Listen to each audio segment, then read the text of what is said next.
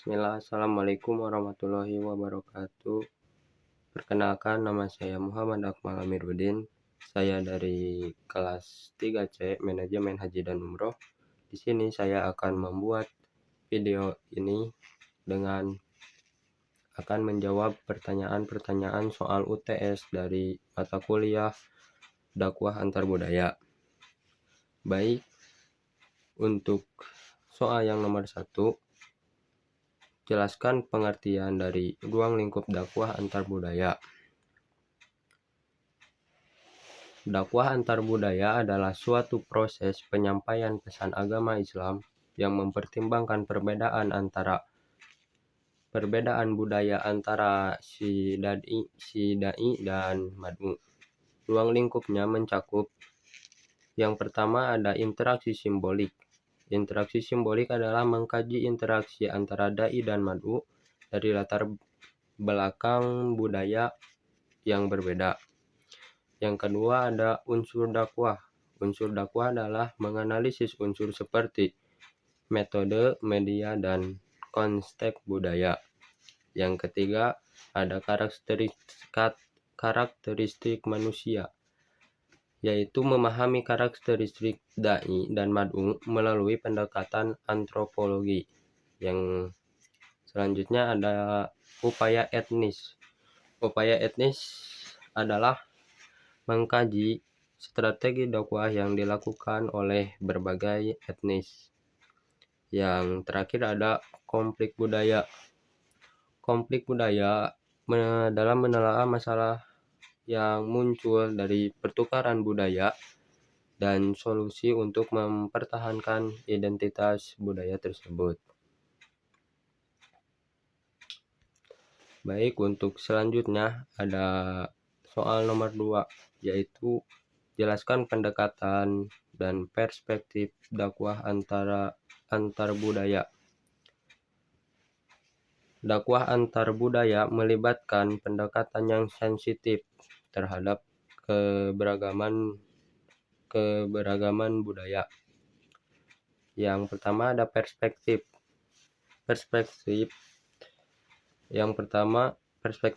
ada rahmatan lil alamin. Rahmatan lil alamin adalah dakwah harus mencerminkan nilai-nilai kasih sayang dan toleransi, menghormati perbedaan budaya. Yang poin kedua ada sosiokultural. Sosiokultural adalah memahami konsep budaya lokal yang sangat penting agar pesan dakwah dapat diterima. Yang selanjutnya ada pendekatan. Untuk pendekatan, yang poin pertama ada komunikasi antar budaya. Komunikasi antar budaya yaitu menggunakan komunikasi yang menjembatani perbedaan dan membangun pengertian. Yang kedua ada metode adaptif. Metode adaptif yaitu mengadaptasi metode dakwah sesuai dengan budaya target untuk menghindari konflik. Dan untuk poin ketiga ada strategi transformasi. Strategi transformasi adalah mengintegrasikan nilai-nilai Islam dengan budaya lokal untuk menciptakan yang ditujukan. Untuk selanjutnya ada nomor 3 dengan soalnya, mengapa Allah menciptakan umat berbeda-beda, tidak menjadikan umat yang satu? Jelaskan berdasarkan konsep kesukubangsaan dan sertakan ayat-ayat Al-Quran sebagai rujukan. Allah menciptakan umat yang berbeda-beda sebagai bagian dari sunnatullah untuk saling mengenal dan menghormati. Dalam Al-Quran, surat Al-Hujurat ayat 13 menyatakan, "Hai manusia, sesungguhnya kami menciptakan kamu dari seorang laki-laki dan seorang perempuan, dan menjadikan kamu berbangsa-bangsa dan bersuku-suku supaya kamu saling mengenal." Quran surat Al-Hujurat ayat 13. Konsep ini menegaskan bahwa perbedaan suku dan bangsa bukan untuk bersaing, tetapi untuk membangun harmoni. Kesukubangsaan dalam Islam mengajarkan bahwa semua manusia setara dan kemuliaan ditentukan oleh ketakwaan, bukan identitas primordial. Dan selanjutnya ada nomor 4 dengan soalnya yaitu jelaskan tentang Islam multikultural dan fungsi dakwah antar budaya. Islam multikultural mengakui dan menghargai keberagaman budaya dalam masyarakat. Hal ini sejalan dengan prinsip bahwa setiap umat memiliki latar belakang yang berbeda yang dapat memperkaya interaksi sosial dan spiritual.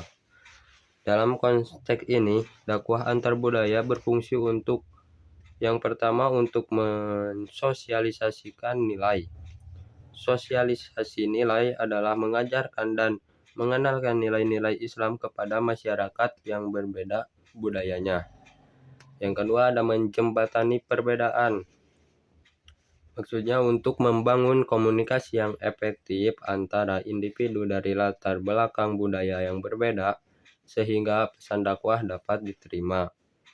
Yang terakhir ada pengawasan. Pengawasan adalah suatu atau memantau dan mengendalikan proses dakwah agar sesuai dengan tujuan yang diharapkan. Dakwah antar budaya juga berperan dalam menciptakan harmoni dan toleransi sesuai dengan prinsip rahmatan lil alamin yang diajarkan dalam Islam. Dan untuk selanjutnya ada nomor 5 yang soalnya jelaskan tentang kesatuan Islam dalam keberagaman. Bacakan dan jelaskan ayat-ayat tentang isyarat kesatuan Islam. Kesatuan Islam dalam keberagaman menekankan pentingnya toleransi dan persatuan di antara umat muslim meskipun terdapat perbedaan mazhab dan pandangan. Prinsip utama adalah berpegang pada Al-Quran dan As-Sunnah yang mendorong untuk tidak bercerai-cerai dan saling menghormati perbedaan sebagai kehendak Allah. Keberagamannya dianggap sebagai potensi untuk saling mengenal dan berkolaborasi dalam kebaikan, serta menghindari perselisihan yang dapat memecah belah. Dengan demikian persatuan menjadi sumber kekuatan umat Islam untuk menghadapi tantangan zaman. Seperti di surat Al-Anbiya ayat 92 yang berbunyi Bismillahirrahmanirrahim. Inna hadhihi ummatukum ummatan wahidah wa ana rabbukum fa'budun. Yang artinya sesungguhnya ini adalah agamamu yang satu dan aku adalah Tuhanmu, maka sembahlah aku. Dan selanjutnya ada ayat yaitu yang berbunyi ya ayyuhan nasu inna khalaqtukum min dzakarin wa unsa wa ja'alnakum syu'uban wa qabaila lita'arafu inna akramakum indallahi atqakum innallaha alimun khabir. Yang artinya, wahai manusia, sesungguhnya kami telah menciptakan kamu dari seorang laki-laki dan perempuan. Kemudian kami menjadikan kamu berbangsa-bangsa dan bersuku-suku agar kamu saling mengenal. Sesungguhnya yang paling mulia di antara kamu di sisi Allah adalah orang yang paling bertakwa. Sesungguhnya Allah Maha mengetahui dan Maha teliti. Sekian dari saya. Terima kasih.